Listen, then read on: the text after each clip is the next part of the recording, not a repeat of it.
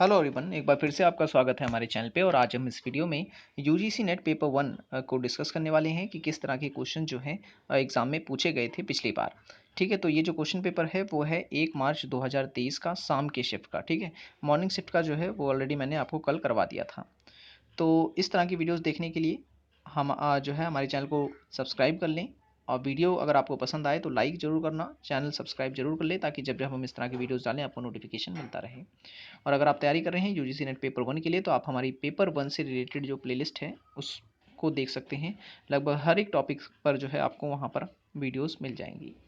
तो चलिए शुरू करते हैं। देखिए किस किस तरीके से क्वेश्चंस यहाँ पे पूछे गए हैं। तो डेटा बेस्ड क्वेश्चंस पूछे गए थे। ठीक है, तो डेटा बेस वाले क्वेश्चंस मैं यहाँ पे आपको सॉल्व नहीं कराने वाला हूँ।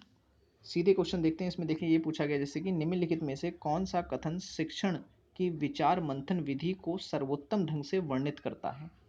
ठीक है, सर्वोत्तम रूप से या सर्वोत्तम ढंग से वर्णित करता है। तो सही इसका आंसर जो है वो है ऑप्शन नंबर ए, विचारों की बृहत मात्रा का उत्पादन।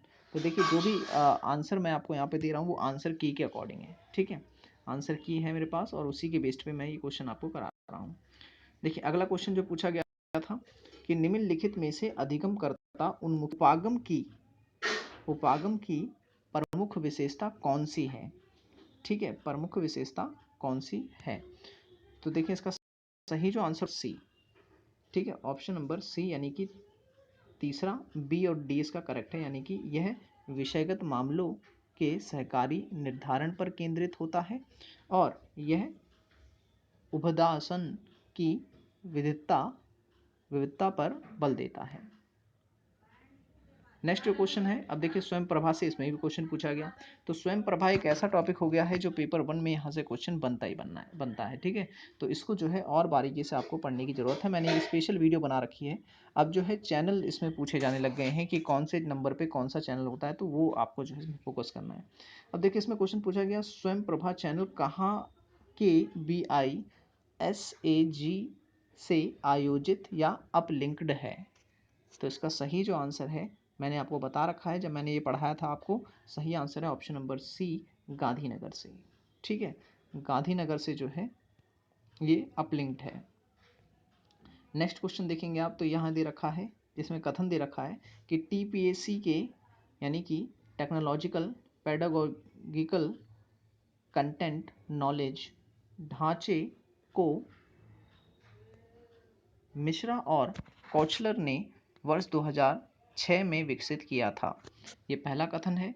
दूसरा कथन ये कर रहा है TPAC के ढांचे में कुल 6 घटक शामिल होते हैं।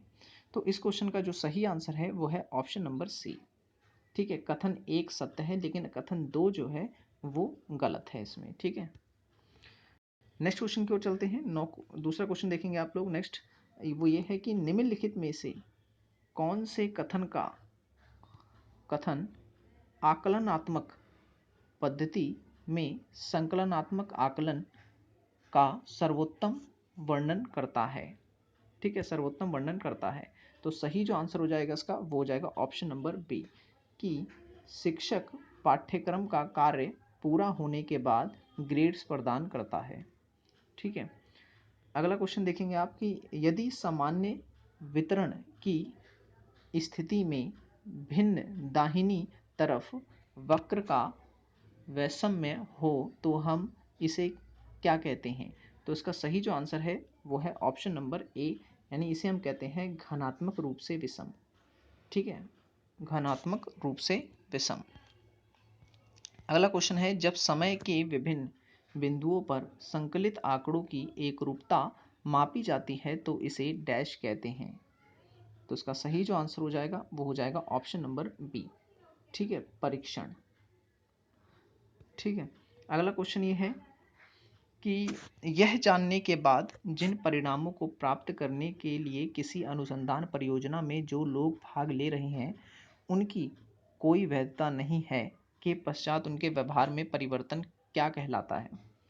तो ये कहलाता है ऑप्शन नंबर सी, इसका करेक्ट आंसर है हाउथॉनी प्रभाव।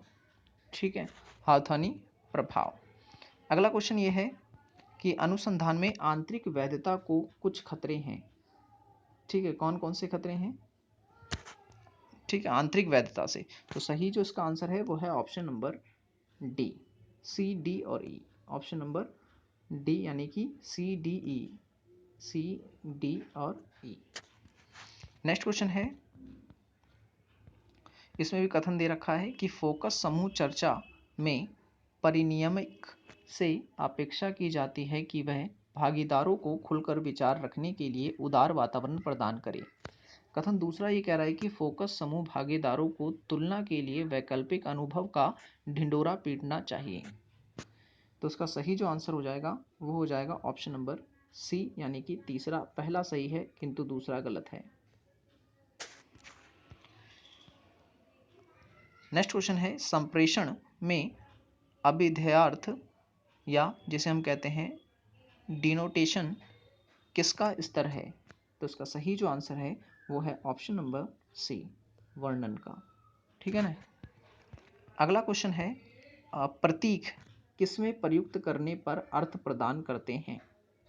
तो इसका सही आंसर है ऑप्शन नंबर डी, विशिष्ट सांस्कृतिक संदर्भ।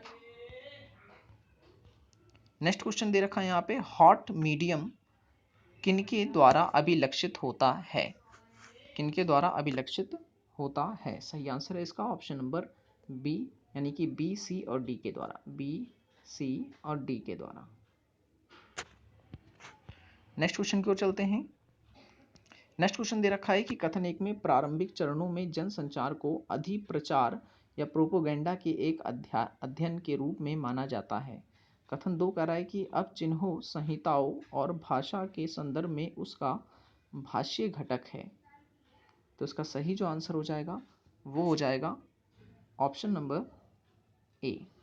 कथन एक और दो दोनों ही सही है। नेक्स्ट क्वेश्चन है, जनसंचार सार्वजनिक संदेशों की सूची की आपूर्ति करता है और सामान्य मूल्यों का अनुसरण करने देता है। दूसरा कथन कह रहा है कि बड़े पैमाने के सामाजिक परिवेश में जनसंचार सामाजिक संस्थाओं के एकीकरण में सक्षम होगा। तो इसका सही जो आंसर हो जाएगा वो हो जाएगा ऑप्शन नंबर ए। दोनों ही कथन इसके सही हैं। अब देखिए मैथ का क्वेश्चन है, देख लेते हैं एक बार कि साधारण ब्याज जो है किसी दर पर 8,500 रुपये की एक धनराशि 3 वर्षों में 9,500 रुपये हो जाती है। उसी साधारण ब्याज की दर से 10,200 रुपये की धनराशि 5 वर्षों में कितनी हो जाएगी?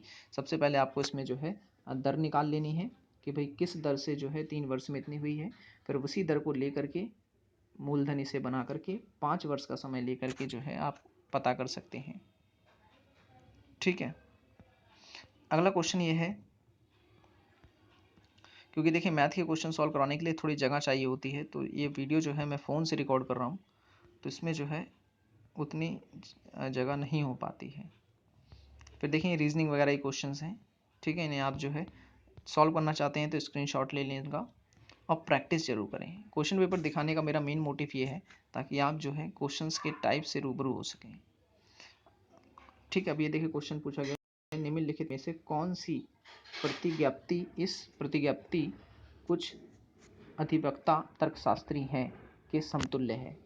तो इसका सही जो आंसर दे रखा है अकॉर्डिंग टू आंसर की वो है ऑप्शन नंबर सी, कुछ तर्कशक्ति अधिवक्ता हैं। ठीक है, तो ये रीजनिंग से क्वेश्चंस पूछ लिए जाते हैं। इसमें सिलॉक्स से देखिए क्वेश्चन पूछे जाते हैं। सिलॉक्स भी जो है आपका अच्छे से क्लियर होना चाहिए क्योंकि 1 से 2 क्वेश्चन यहाँ से भी बनते हैं।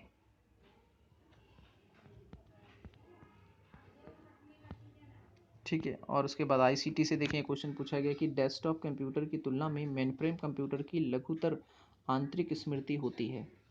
दूसरा कथन ये कह रहा है कि स्प्रेडशीट्स और वर्ड प्रोसेसर अनुप्रयोग सॉफ्टवेयर के उदाहरण हैं। तो इस क्वेश्चन का जो सही आंसर दे रखा है वो दे रखा है ऑप्शन नंबर डी, यानी दोनों के दोनों कथन जो हैं, दोनों में से पहला कथन जो है वो असत्य है जबकि दूसरा सही कह रहा है। ठीक है, तो ये सब देखें, ये आईसीटी के क्वेश्चन इसमें दिए हुए हैं। ये जो क्वेश्चन पेपर है ये मैं डाल दूंगा अपने टेलीग्राम ग्रुप पे। ठीक है, अगर आपने अभी तक हमारा टेलीग्राम ग्रुप ज्वाइन नहीं किया है तो ज़रूर कर लें, गुलशन एकेडमी। ठीक है, गुलशन एकेडमी के नाम से हमारा टेलीग्राम ग्रुप है। लोगो आपको वही देखने को मिलेगा जो हमारे चैनल का लोगो है, आप उसे जो है ज्वाइन कर सकते हैं। वहाँ पर मैं ये क्वेश्चन पेपर डाल दूँगा। ठीक है, तो आज की वीडियो में इतना ही। आशा करता हूँ वीडियो आपको पसंद आया होगा। वीडियो पसंद आया हो तो लाइक कर देना, चैनल को सब्सक्राइब नहीं किया है तो ज़रूर कर लें, ताकि जब भी हम इस तरह की वीडियोस डालें आपको नोटिफिकेशन जो है मिलता रहे। तो मिलेंगे हम अगली वीडियो में। Thanks for watching this video. क्योंकि आगे क्वेश्चन आप देखेंगे यहाँ पर तो हायर एजुकेशन के हैं, और उसके बाद जो आ जाता है आपका पैसेज। ठीक है, ये देखिए पैसेज आ गया इसमें। तो अगर आप इन सबको देखिए, मैं सॉल्व नहीं करवा सकता, तो इसीलिए आप इसे टेलीग्राम ग्रुप से डाउनलोड करें और खुद सॉल्व करें। और अगर आपने हमारी पहले की वीडियोस नहीं देखी है तो देख लें, लिंक डिस्क्रिप्शन में है।